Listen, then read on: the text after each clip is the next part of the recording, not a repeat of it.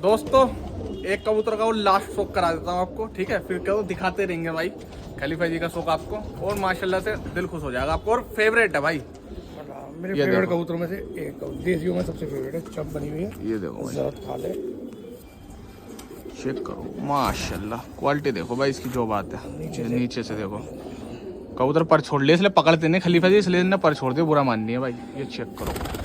अब इसकी एक बार बैठक भी दिखा देता हूँ। ओह आ गई आ गई। ये चेक करो भाई, जो बात है माशाल्लाह, लाजवाब लाजवाब।